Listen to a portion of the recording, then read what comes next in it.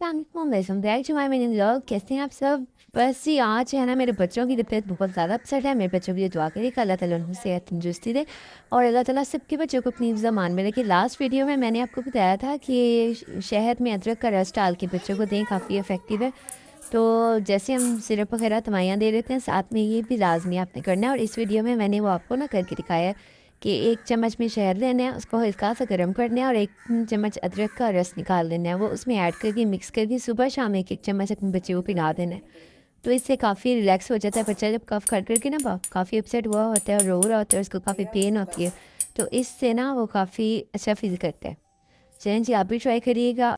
Okay, Allah Hafiz, take care.